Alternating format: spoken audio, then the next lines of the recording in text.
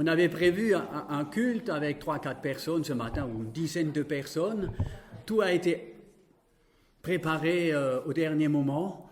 Et je remercie Catherine et Eliane qui sont vraiment donné beaucoup de peine ces jours-ci apparemment et qui ont préparé des chants, également des lectures, il y aura également des partages. Mais on n'avait pas su que Betty allait venir, donc il faut qu'elle prépare les chants, donc rien n'a été préparé en grande ligne d'avance. Hein. Voilà, donc ce sera un culte improvisé.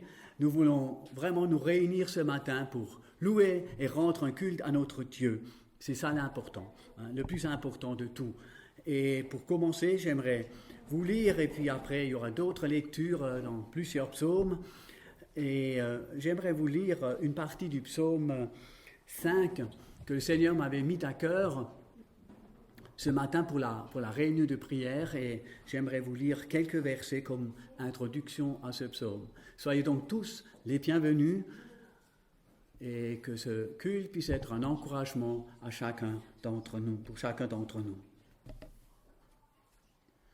Seigneur, écoute ce que je dis. Remarque mes soupirs, mon Dieu, mon roi. Sois attentif à mes appels. C'est à toi que j'adresse ma prière. Dès le matin, Seigneur, entends-moi. Dès le matin, je me prépare à être reçu chez toi et j'attends. Tu n'es pas un Dieu qui prend plaisir au mal. Le méchant n'a pas sa place chez toi. Seigneur, tu es un Dieu loyal. Sois mon guide à cause de mes adversaires. Aplanis devant moi le chemin que tu m'appelles à suivre. Donc, ce psaume est un psaume écrit par David, probablement au moment où Absalom complotait contre lui dans le but de le détrôner. David avait connaissance de ce plan. Que fit-il pour l'arrêter? Il se tourna simplement vers le Seigneur, son Dieu, à qui il confia ce problème. Et nous aussi, nous voulons tout simplement nous tourner ce matin vers le Seigneur et le remercier, le bénir, le glorifier et lui rendre un culte. Merci à tous ceux qui donneront un témoignage, qui auront un partage. Sentez-vous libres. Et voilà, donc, nous sommes venus ce matin pour louer et adorer notre Seigneur. Et j'aimerais encore prier. Oui, Père éternel, notre Dieu, merci car tu es avec nous ce matin. Merci car tu veux parler à travers de chacun qui prendra la parole. Seigneur, remplis-nous de ton esprit pour que ce culte puisse être à ta gloire seule. Seigneur, oui, nous voulons compter sur toi. Nous voulons vraiment te prier pour une bénédiction pour chacun d'entre nous. Pour tous ceux qui prendront la parole peut-être pour la première fois, Seigneur, encourage-les, fortifie et bénis-les, Seigneur. Merci car tu es avec nous comme tu es avec tous ceux qui sont à Strasbourg, Seigneur. Veuille aussi bénir leur culte, Seigneur, et permets que ta parole puisse être propagée, Seigneur, à travers le monde entier ce matin, à travers tous ces cultes qui vont se faire, Seigneur, ce matin, oui. Bénis, Seigneur. Merci. Honoré, loué et glorifié sois-tu. Amen. Merci à Jean-Paul et à Patrice qui ont pris rapidement la technique et surtout à Betty où on lui a donné les chants juste à l'instant. Donc nous voulons chanter le premier chant, l'amour de Dieu.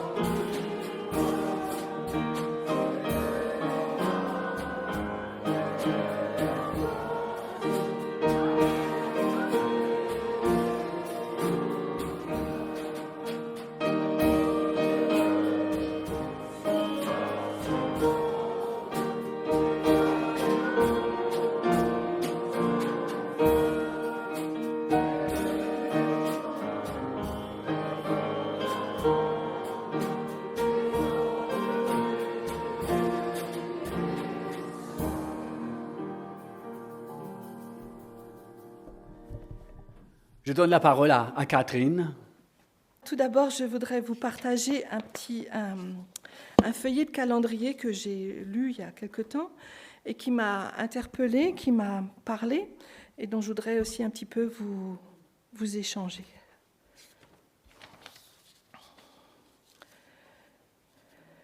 Une question futile. Et nous connaissons, pour y avoir cru, l'amour que Dieu manifeste au milieu de nous. Dieu est amour. Celui qui demeure dans l'amour demeure en Dieu, et Dieu demeure en lui. 1 Jean 4, verset 16. Pour le croyant, la question la plus futile devrait être « Croyez-vous en Dieu ?» À quoi servirait de croire en Dieu si cette croyance ne débouchait que sur une opinion philosophique ? Jean, le disciple que Jésus aimait, connaissait la valeur de l'amour de Dieu pour les hommes en général et pour lui en particulier. Aussi écrit-il « Celui qui demeure dans l'amour demeure en Dieu, et Dieu demeure en lui. » Prince Tripa écrit « La croyance en Jésus n'est pas un exercice académique, mais l'expérience d'une vie remplie de la présence vivifiante de Dieu. » Il continue avec une illustration. Lorsqu'il veut offrir une glace à ses enfants, qu'il sait en être très friands, il ne va pas leur demander « Croyez-vous aux glaces ?» mais plutôt « Aimeriez-vous une glace ?» Si l'apôtre Jean pouvait affirmer qu'il connaissait l'amour de Dieu, c'était parce qu'il avait vécu dans sa vie de tous les jours aux côtés de Jésus. Cet amour qui l'avait accompagné pendant plus de 3 ans avait transformé sa vie à jamais. En lui, il avait découvert la richesse d'une vie qui voulait lui aussi vivre dans toute sa plénitude. Est-ce aussi votre expérience ? Si quelqu'un vous pose la question « Croyez-vous en Dieu ?» comment réagirez-vous ? Vous lancerez-vous dans un exposé avec des raisons intellectuelles pour lesquelles vous croyez en l'existence de Dieu ? Ou au contraire, lui parlerez-vous de l'amour de Dieu dans votre vie personnelle ? Lui direz-vous comment Dieu a transformé votre vie au point que vous ressentez son amour en vous chaque jour de votre existence ? David, tout comme Jean, avait fait l'expérience de la bonté de Dieu à son égard. Goûtez et voyez combien le Seigneur est bon. Psaume 34, verset 9. Remarquez le mot « goûter ». Il n'a pas dit « réfléchissez » ou « analysez », mais « goûter ». L'expression d'une émotion sensorielle, très loin du débat intellectuel. Dieu nous invite à goûter à son amour, comme nous nous délecterions d'un plat bien préparé.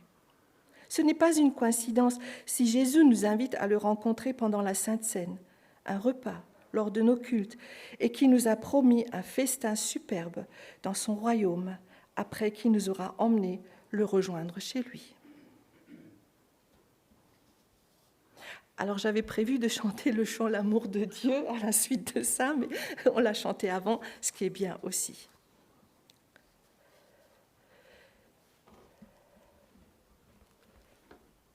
Je vais continuer avec le psaume 143.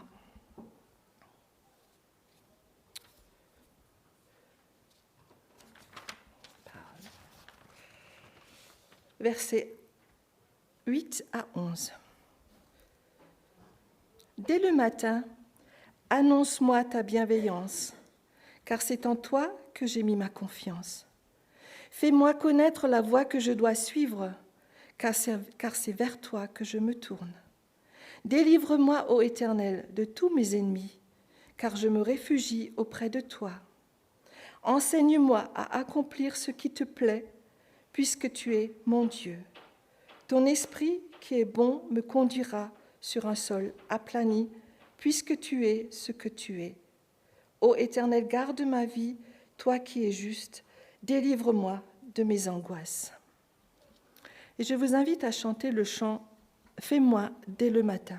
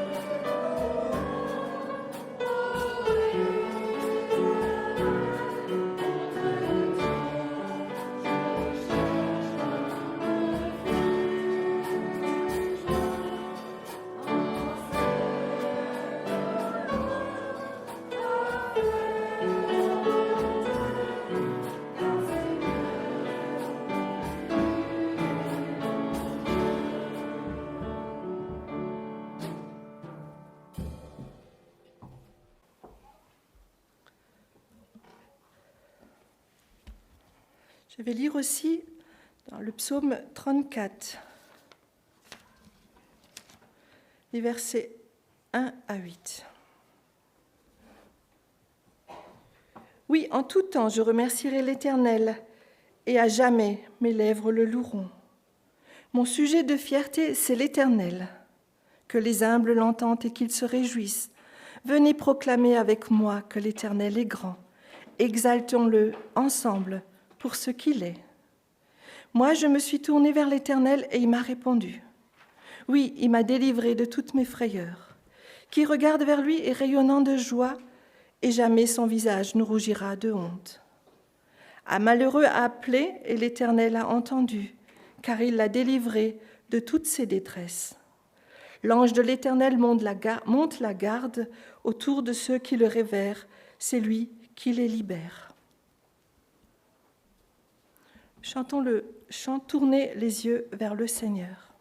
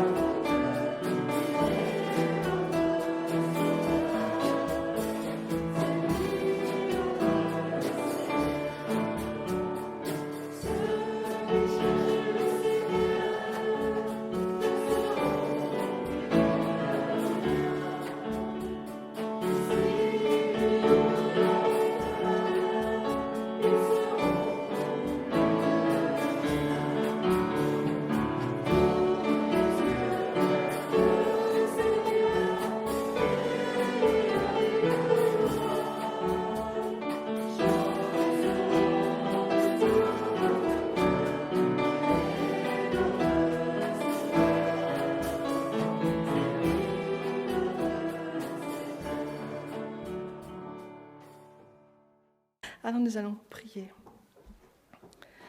Seigneur Jésus, merci pour cette matinée. Merci parce que nous pouvons nous retrouver ici, ensemble, et te louer et t'adorer. Merci Seigneur parce que tu es en présent au milieu de nous. Que ton esprit nous touche, nous réconforte, nous console, nous fortifie, nous encourage et nous donne cette joie qui vient de toi. Seigneur, donne-nous ta paix, remplis-nous de toi entièrement. Que nous puissions vraiment sentir que tu es là et nous réconforter et nous aider. Je te prie aussi pour tous ceux qui souffrent, ceux qui sont malades, ceux qui sont dans le deuil, ceux qui sont persécutés, ceux qui ont des difficultés, Seigneur, que tu les approches, que tu les consoles, que tu les entoures. Entoure-les de ta tendresse. Et merci parce que tu es celui que nous voulons adorer ce matin parce que un jour tu es venu sur cette terre et tu nous as sauvés. Tu tu t'es donné en sacrifice pour nous. Ton sang nous purifie et nous donne la vie éternelle. Merci pour tout cela et gloire te soit rendue pour cela. Amen.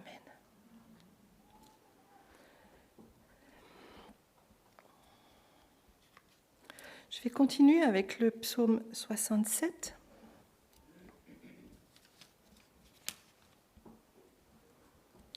Que Dieu nous fasse grâce, qu'il nous bénisse, qu'il nous regarde avec bonté, afin que sur la terre on reconnaisse comment tu interviens et que dans toutes les nations on voit comment tu sauves. Que les peuples te louent, ô Dieu, que tous les peuples t'adressent leurs louanges, que les nations jubilent et qu'elles chantent dans l'allégresse, car c'est avec justice que tu juges le monde et c'est avec droiture que tu juges les peuples. Que les peuples te louent, ô Dieu, que tous les peuples t'adressent leurs louanges. La terre a produit sa récolte, Dieu, notre Dieu, nous a bénis. Oui, que Dieu nous bénisse et qu'il soit révéré jusqu'aux confins du monde. Chantons « Je t'exalterai, Seigneur ».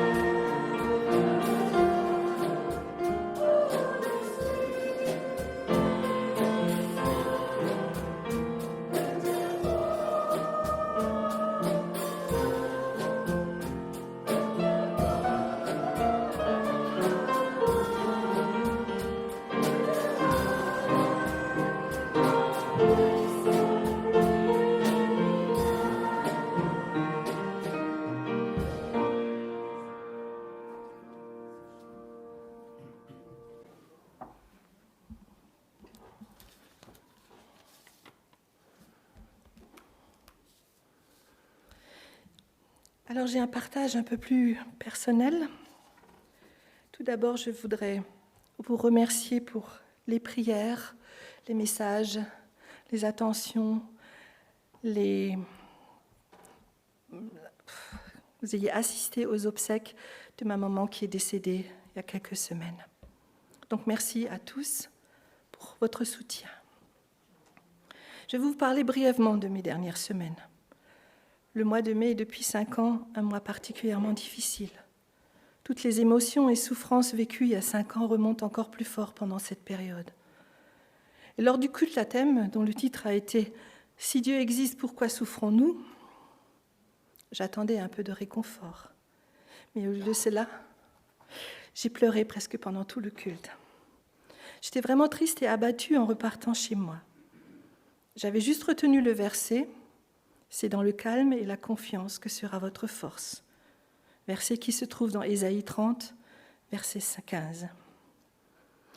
Et la semaine qui a suivi ce dimanche a chamboulé une nouvelle partie de ma vie. L'état de maman s'est très vite dégradé et j'ai passé tous les jours avec elle. Et tout ce qui s'est passé cette semaine-là, autant pour elle que pour moi, a pu être géré dans le calme et la confiance, la sérénité. Maman était tranquille et préparée pour son départ, et moi j'ai pu m'occuper d'elle dans la paix. C'est dans le calme et la confiance que sera votre force. La force du Seigneur m'a accompagnée. Bien sûr, ce n'était pas facile, et ça ne l'est toujours pas. Mais quand on peut se réfugier auprès de Dieu et lui faire confiance, tout remettre au bon soin de notre Seigneur, ce que je pensais ne pas pouvoir faire est devenu possible. Je suis reconnaissante, malgré le chagrin, parce que Dieu a conduit ces dernières semaines, certes difficiles, remplies de tristesse, mais aussi d'espérance et surtout de gratitude. Moi qui suis une grande anxieuse, j'apprends de plus en plus à mettre la confiance en Dieu et de tout remettre entre ses mains. Plaçons notre confiance dans le Seigneur et rendons-lui gloire pour tout ce qu'il a fait et fera encore durant toute notre vie. Merci encore pour vos prières et gloire à Dieu. Je vous invite à chanter le chant « Celui qui met en Jésus ».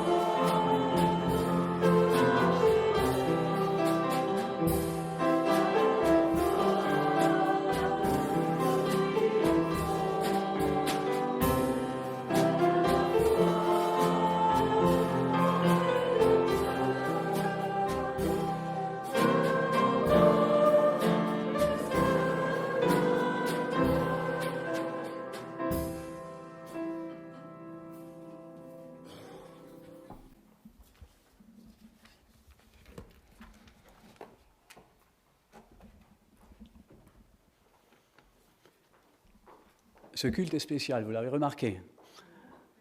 Mais ce qui sera encore plus spécial, si quelqu'un de vous, après, il y a encore un partage de prévu, si quelqu'un de vous se lèvera et puis donnera un témoignage ou quelque chose qu'il a vécu avec le Seigneur cette semaine ou un verset qu'il a touché. Donc, réfléchissez à une expérience que vous avez faite avec le Seigneur.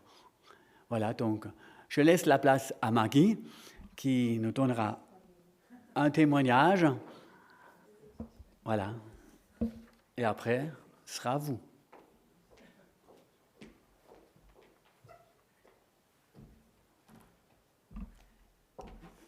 Oui, voilà. Donc, moi, j'ai été invitée par Eliane, donc, qui m'a appelé, qui m'a dit, écoute, tu ne pourrais pas partager dimanche le témoignage là, que tu m'as donné cette semaine. Je dis, le témoignage, sur le coup, je ne savais pas trop. Hein. Elle fait, si, je sais l'histoire du balcon, là. Je dis, oh, non. Je dis, mais attends, non, mais c'est trop banal, ça. Non, c'est pas un témoignage. Elle fait, si, ça. Bon, écoute, voilà. Et je me suis laissée, donc, voilà, elle m'a convaincue. Hein.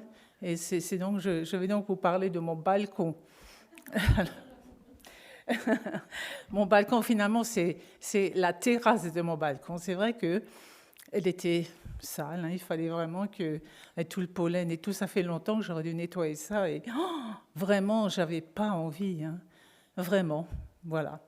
Alors, je ne sais pas si vous connaissez ces moments-là de découragement, de lassitude, où tout semblait être vraiment toute une montagne.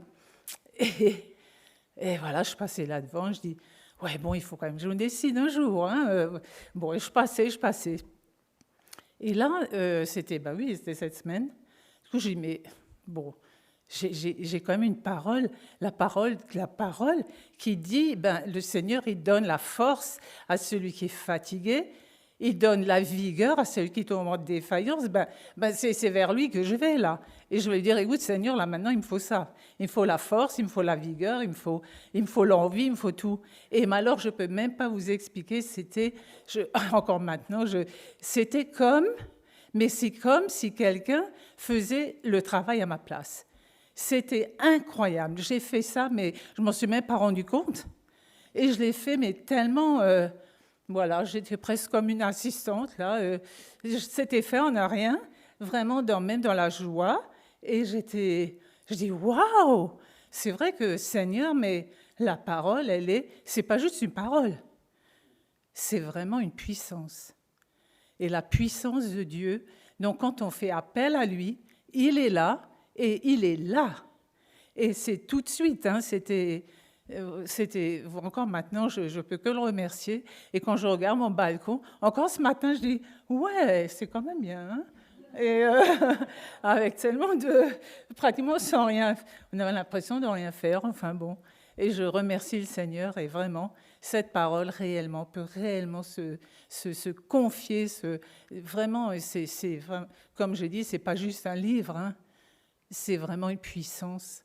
Et il faut juste lui faire confiance, lui demander aussi, hein, parce que si on ne demande pas, il ne peut pas intervenir. Et voilà. Et ça, c'est donc l'histoire de mon balcon. Hein,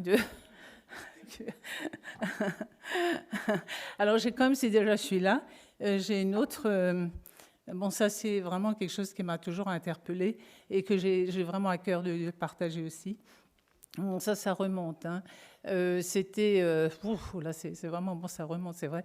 J'étais au Rimli. J'étais à un séminaire sur le pardon et avec les Gaches. Alors, bon, c'est Claude et Ginette, il y en a peut-être qui connaissent. Hein. Et donc, c'est Claude qui avait partagé cette histoire, si on peut appeler ça une histoire. C'est pas une histoire, bon. Ils étaient donc se promener et ils se promenaient. Et ils voyaient là un berger qui gardait son troupeau.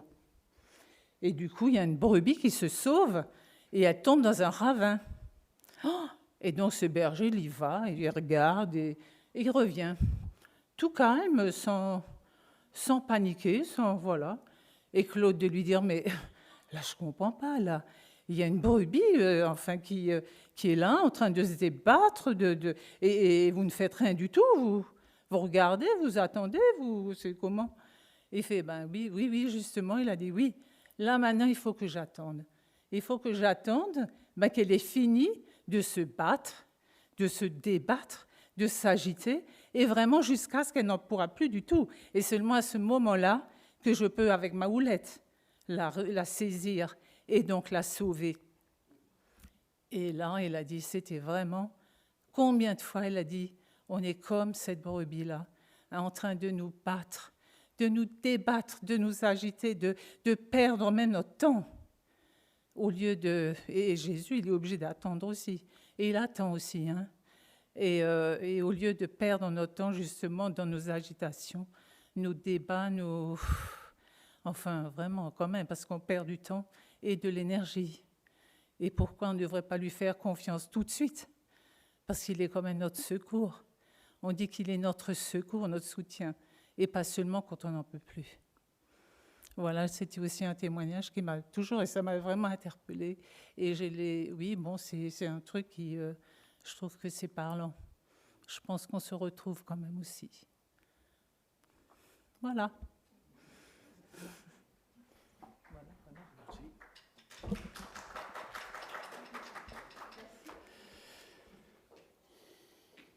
C'est au tour de qui? Voilà. Là.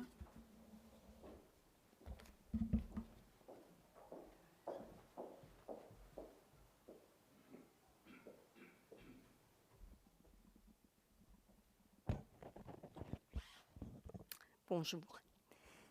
Je n'ai pas l'habitude de parler en public, mais ce matin, je me suis dit, je vais devoir partager quelque chose.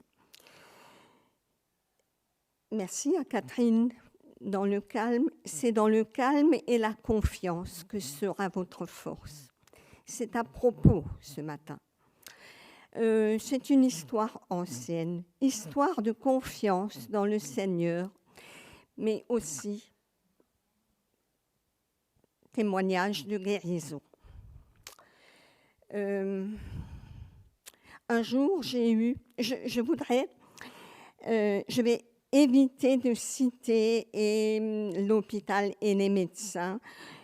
Vous comprendrez au bout d'un certain temps pourquoi. Je vais rester neutre.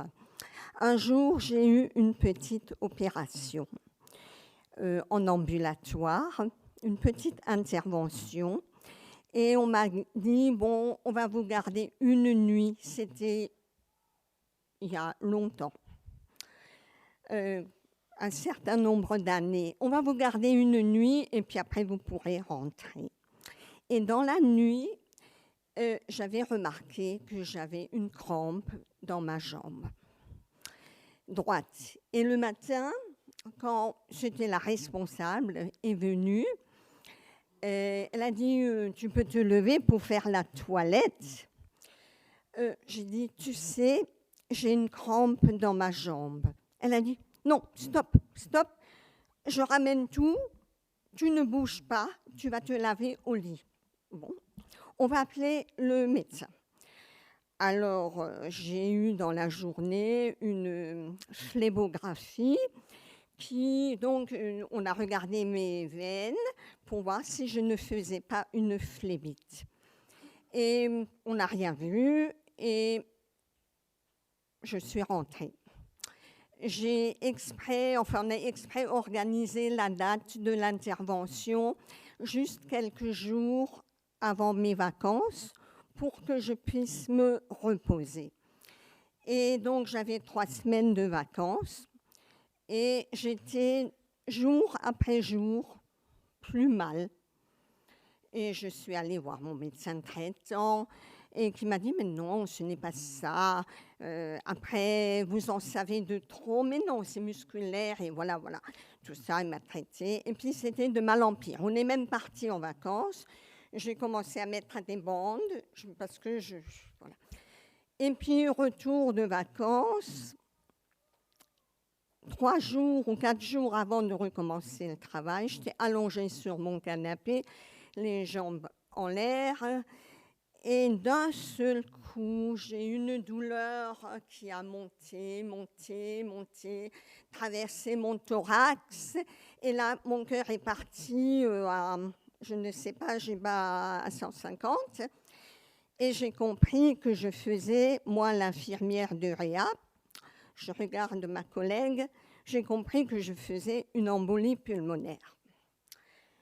J'ai appelé mon mari et j'ai dit, je fais une embolie pulmonaire. Donne-moi le téléphone, j'appelle le SMUR. Au SMUR, on m'a dit, ben venez. Bon, j'ai dit, Seigneur, si on m'a dit que je dois venir et que je crois que j'ai fait une embolie pulmonaire, je vais te faire confiance. Alors, soit je vais mourir, soit je tiendrai, mais je suis prête. Mais je vais me doucher avant, parce que le fait que le caillot est monté et que je suis partie en tachycardie terrible, j'ai commencé à transpirer. On était au mois d'août. Et donc, on est arrivé à l'hôpital. Quand j'ai passé par les urgences, enfin devant l'admission, on m'a dit « Tu es aussi blanche que ton t-shirt ». Oui, je n'étais pas trop bien. Et donc, j'avais 7,5 de tension. On me cherchait mon artère pour me voir mes gaz du sang, trouver difficilement l'artère. Et je suis passée en radio dans l'ascenseur avec déjà le médecin à côté de moi. Il m'a dit, on ne vous mettra pas en réa parce que vous êtes avec vos collègues, c'est peut-être pas trop bien, mais on sera près de vous. Il me dit, vite, parce qu'elle a de l'eau dans les poumons. Oui, j'ai remarqué qu'il y avait quelque chose qui ne marchait pas. J'arrive en échographie et il laisse la porte ouverte et puis me fait l'échographie. Et il y a de temps en temps une blouse blanche qui passe, un médecin. Ah, c'est une infirmière de Réa.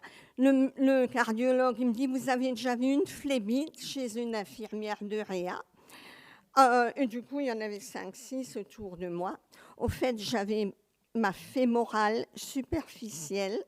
C'est la veine qui passe devant la cuisse jusqu'au pli de laine qui est épaisse comme ça, était toute bouchée. Alors, bon, j'ai été soignée et libérée au bout de 11 jours. Voilà, ça c'est la petite histoire en amont pour qu'on comprenne mieux dans quel état je pouvais être. On me refait une échographie. On me dit, bon, votre fémorale est bouchée à vie. C'est parce que ça a tardé trop longtemps. Ça va se transformer en muscle, en tissu conjonctif. Le sang va chercher à passer ailleurs. Vous allez garder ça. Mais vous ne risquez rien. Puisque, voilà, c'est comme ça. Très vite, pour des raisons que je ne veux pas non plus dire, mais compliquées, qui ne dépendaient pas de moi, j'ai repris mon travail. J'avais que 3 semaines de repos. C'était un peu compliqué à ce moment-là. Et au niveau des médecins de l'hôpital. Et donc, j'ai repris mon travail en réanimation. À 10h du matin, j'avais la jambe, je vais dire comme un éléphant, le pied gonflé. J'avais du mal à marcher, mais voilà, c'était dû à ma fémorale complètement bouchée. Et je me suis dit, alors les médecins me disaient, mais tu sais, tu vas garder ça à vie. Il n'y a plus rien à faire, ça va être comme ça. Bon, je me suis dit, à moi toute seule, et c'est dans le calme et la confiance que sera votre force, je vais prier. Je vais prier. Je vais demander au Seigneur de me libérer de cet énorme caillou qui doit se transformer en tissu conjonctif, ont-ils dit. Et donc, j'ai prié, à moi toute seule. Au bout d'un moment, j'ai oublié de prier et j'avais la paix. J'avais la paix. Vous savez, cette paix qui surpasse toute intelligence, dit-on. C'est écrit. J'avais la paix. Et donc, j'avais rendez-vous chez mon cardiologue pour un contrôle. Je ne sais plus, c'était peut-être 6 mois après, je ne sais plus. Et arrivé là-bas, j'étais en salle d'attente. Et c'était mon tour. Je le vois aller chez la secrétaire, discuter. Et puis, il me dit, vous pouvez aller vous installer. Alors, je rentre en échographie, je m'installe. Et je me suis dit, pourvu qu'il ferme la porte quand il arrive, pour qu'il n'y ait pas de nouveau toute une smala de médecins là, qui me regardent. Et au bout d'un moment, il rentre, il ferme la porte et il me dit, j'ai oublié le dossier. On va s'en sortir tous les deux. J'ai dit, oui, docteur, il n'y a pas de problème. Alors, il commence à faire l'échographie et du coup, il me regarde, les yeux dans les yeux, ses gros yeux noirs, et il me dit, non mais dites donc, vous vous êtes pas trompé de jambe? Je dis, non mais docteur, avec tout ce que j'ai vécu, maintenant je arrive ici et je me trompe de jambe. Non mais ce serait n'importe quoi. Il me dit, vous savez quoi? Vous n'avez plus le caillou. La veine est libre, mais, a-t-il dit, il y aura un petit souvenir. Vous savez que vous avez, a-t-il dit, un défaut de fabrication. Au bout d'un moment, ma veine fémorale se sépare en deux. Parfois, ça, voilà, il y a des gens qui ont ça.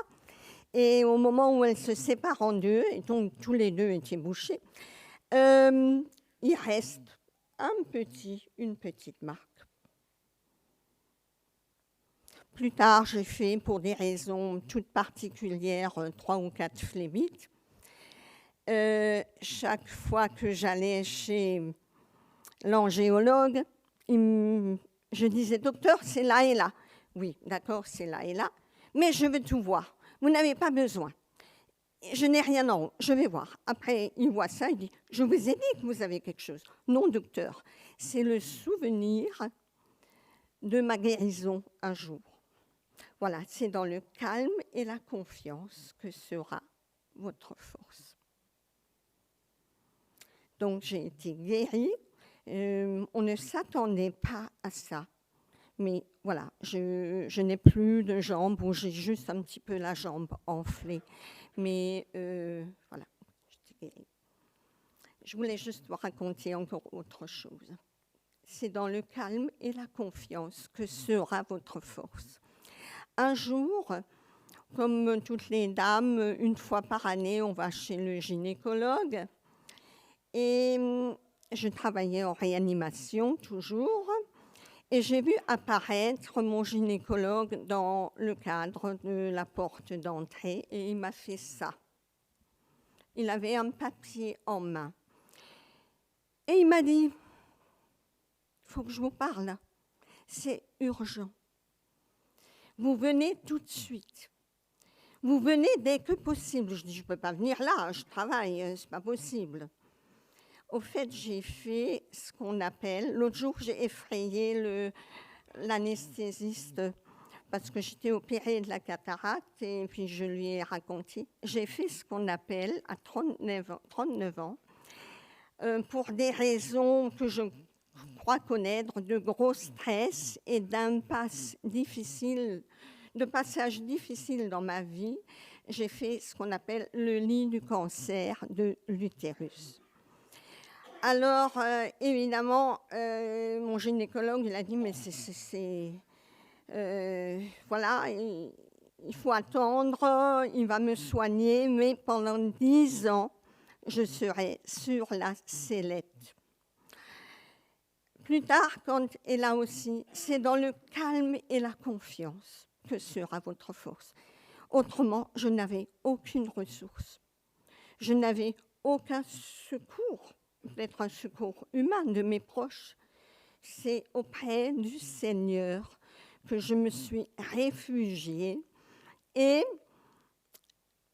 parfois, mon gynécologue me disait, on se connaissait bien.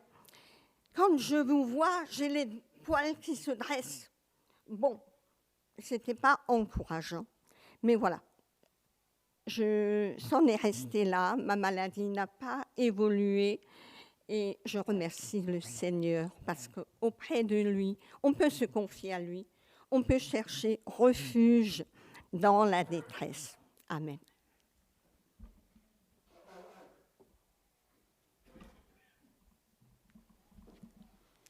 Y a-t-il quelqu'un d'autre qui aimerait partager?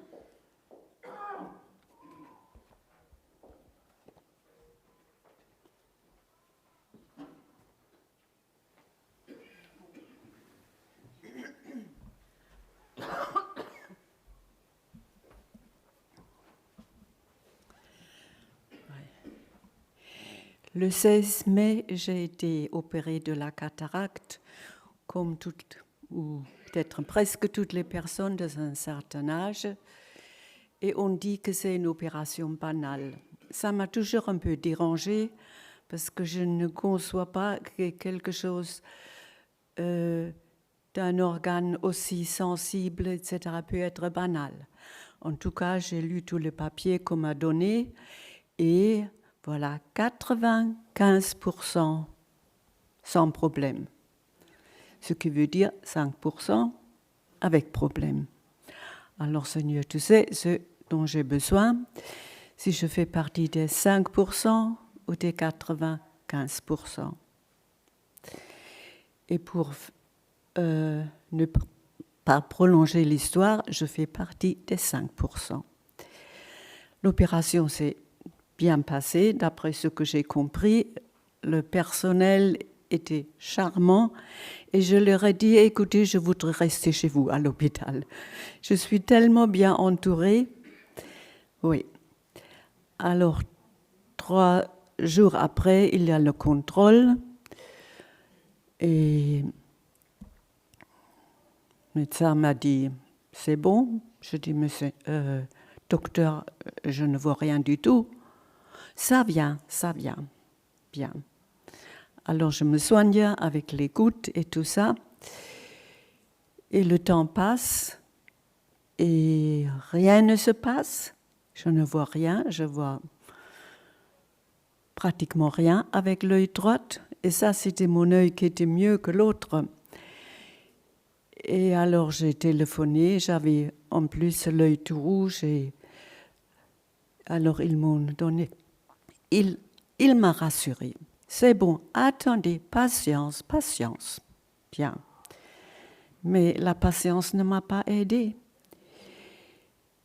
Et il y avait le 13, en 2 jours, était prévue la deuxième opération. Je me suis dit, non, je ne vais pas opérer.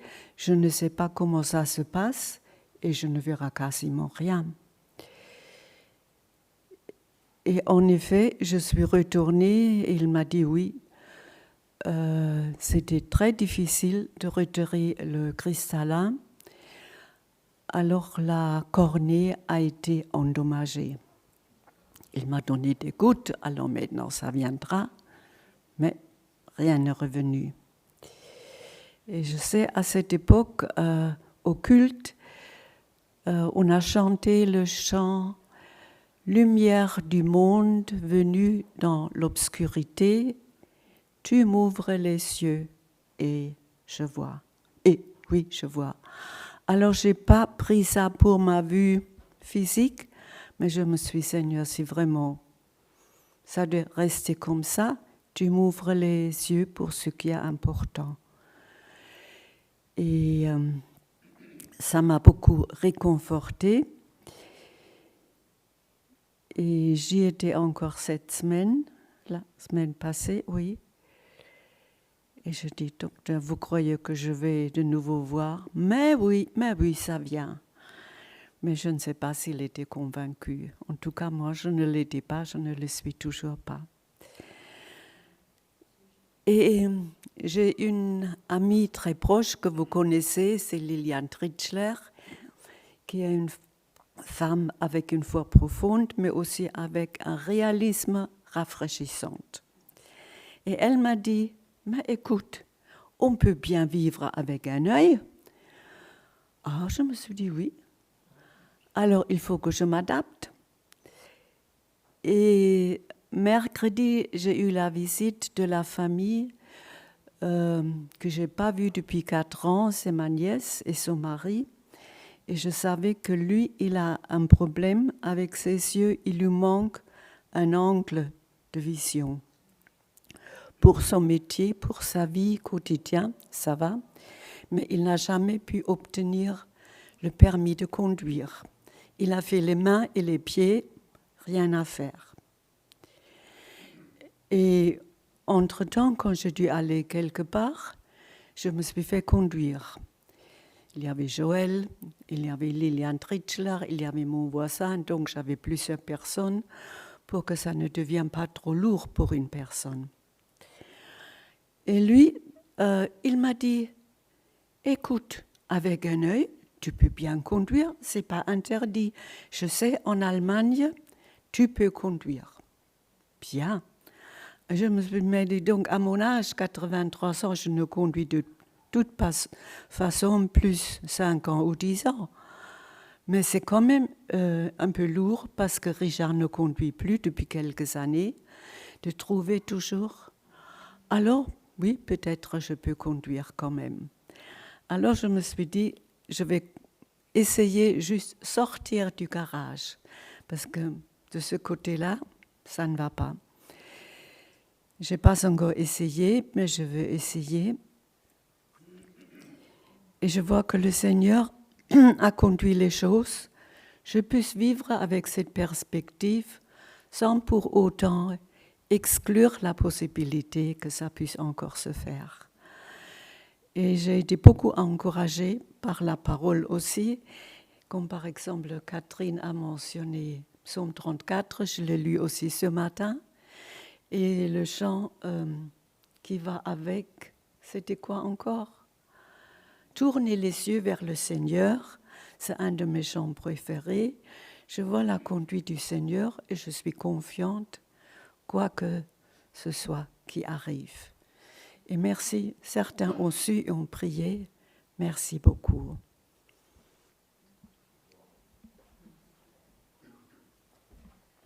Si jamais vous avez l'impression que je vous regarde et je ne réagis pas, sachez que je ne vous vois pas avec cet œil.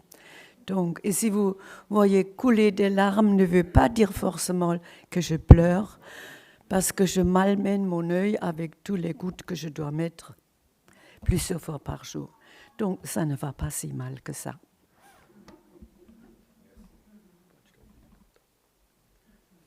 Merci Helma. Y a-t-il quelqu'un d'autre? Ouais.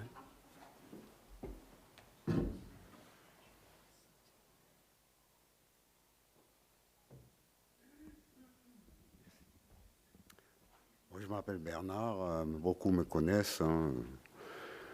Si j'avais donné mon témoignage, j'en aurais pour la journée. Voilà, je vais être très court. Hein. Tout simplement, je confirme, quand on s'abandonne au Seigneur, on est dans la paix, dans la confiance. Ceci ne veut pas dire qu'on ne peut pas être en détresse totale. Je l'étais. Ma première opération a échoué. Catastrophe.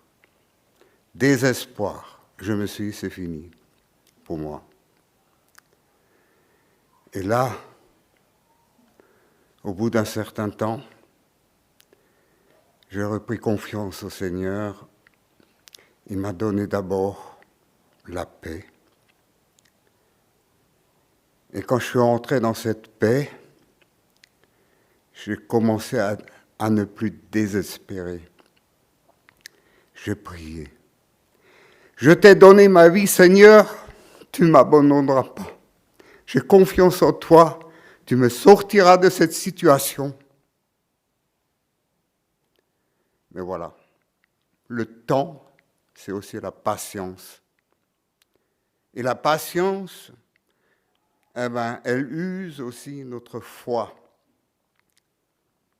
Quand ça n'aboutit pas. Quand on attend, qu'on vous dit, on ne peut plus rien faire maintenant. Il faut attendre. Et quand on attend, on se pose beaucoup de questions. C'est là que sont entrées en jeu d'autres personnes, entre autres mon épouse, entre autres une sœur catholique qu'on m'a envoyée, parce que me voyait en détresse. Et je dis, Seigneur, je suis entre tes mains. Et il m'a répondu, fais-moi confiance. C'est tout.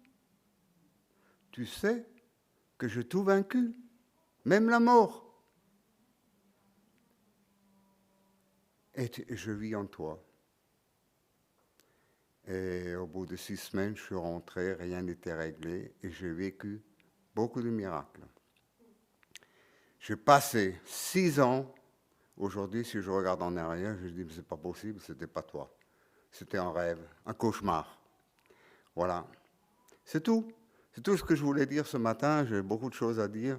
Je dis, la paix, c'est plus important dans le Seigneur.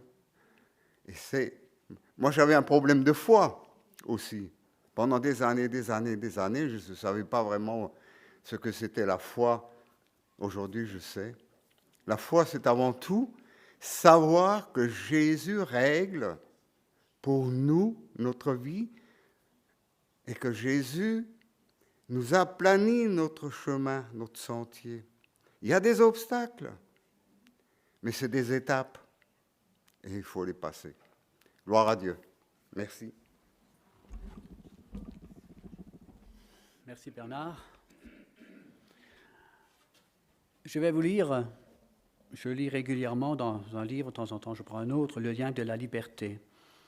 Et je vais vous lire 2 versets et le petit commentaire qui va avec ces 2 versets que j'ai trouvé très intéressant et très encourageant. Le premier verset se trouve dans Isaïe 40, le verset 31, où il est dit « Ceux qui comptent sur le Seigneur reçoivent des forces nouvelles. Comme des aigles qui s'élancent, ils courent mais sans se lasser, ils avancent mais sans faiblir. » Et dans Proverbe 22, verset 6, « Donne de bonnes habitudes à l'enfant dès l'entrée de sa vie, il les conservera jusqu'à dans sa vieillesse. » Ces versets sont à l'image de la vie de Caleb. Quand il était jeune, il eut le courage de tenir seul. Plus tard, il eut la patience de marcher seul avec son Dieu. Dans sa vieillesse, il eut encore la force de gravir des montagnes. Le fondement fut posé dans sa jeunesse. Il fut assez courageux pour tenir ferme dans la foi. Il ne fut pas intimidé par les foules incroyantes, mais quand elles menacèrent de le lapider, il préférait être mort que lâche. Il préférait obéir à Dieu qu'être populaire parmi les hommes. Cela signifie qu'à l'âge de 40 ans, il dut errer dans le désert pendant 40 ans à la suite du manque de foi du peuple. Peut-être Caleb s'est dit, pendant toutes ces années, 40 ans perdus dans le désert, et ce n'était pas nécessaire. Cependant, il fut assez patient pour s'attendre à la promesse de Dieu.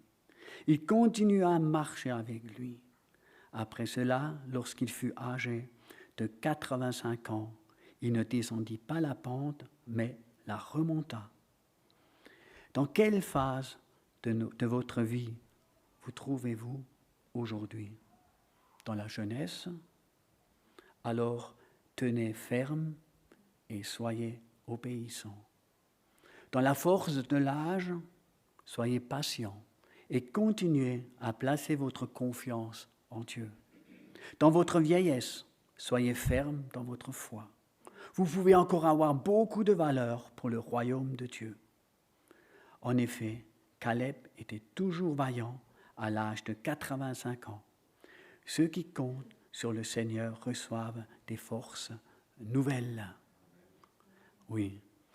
Et au sujet de Caleb, Caleb a réclamé son héritage. Donc, en réclamant son héritage, Caleb réclama volontairement et de plein gré la partie la plus difficile du pays, les montagnes où vivaient les géants. Oui, dans notre vieillesse, Dieu nous donne encore les forces nécessaires pour continuer. Nous avons entendu plusieurs témoignages de personnes qui ont vécu des choses avec le Seigneur. Il y a des doutes, il y a des moments difficiles aussi dans ma vie où je n'ai pas compris pourquoi le Seigneur permettait des choses. Mais quand je regarde en arrière, je ne peux que louer mon Seigneur et lui dire « Seigneur, merci ». Car tu es avec nous chaque jour. Et c'est ce qu'il est. Il est avec nous chaque jour. Faisons-lui confiance. Et j'aimerais vraiment vous encourager de faire confiance au Seigneur,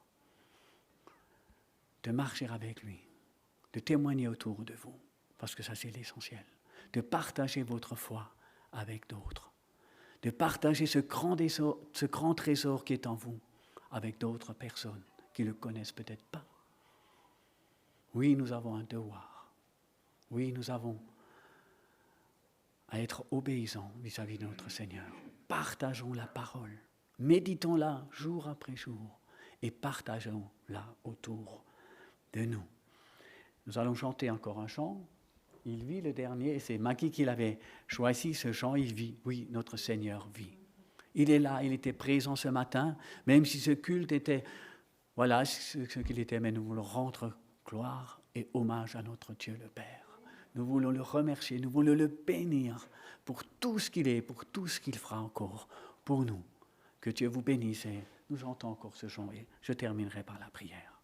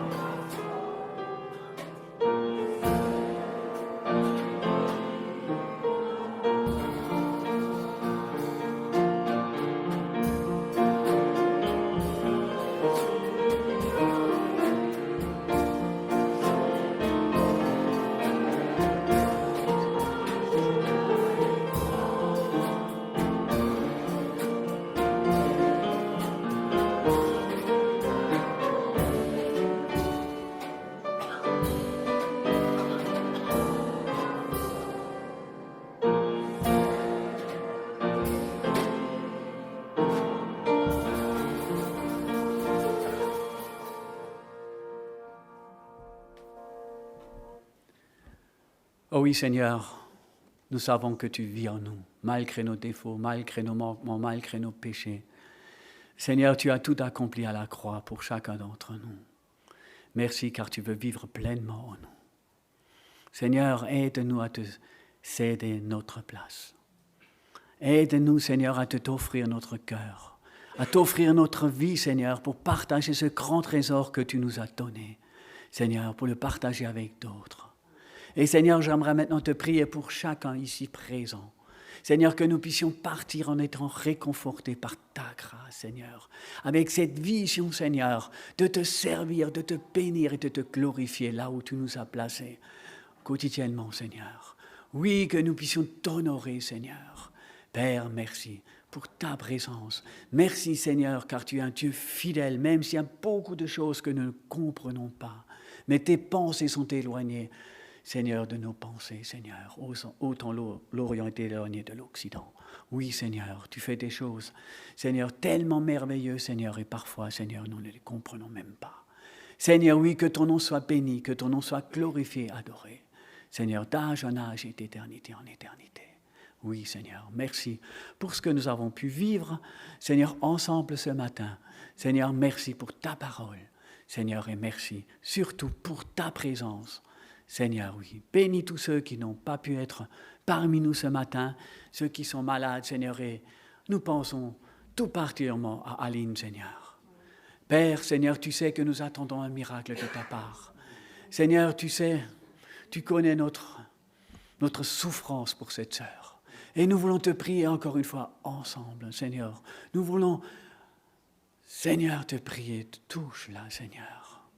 Seigneur, bénis cette famille, Seigneur. Seigneur, pas pour notre gloire, mais pour la tienne, Seigneur, pour que ton nom, Seigneur, puisse être glorifié, dès maintenant à jamais. Alléluia. Amen. Que Dieu vous bénisse, et bon dimanche, et bonne semaine.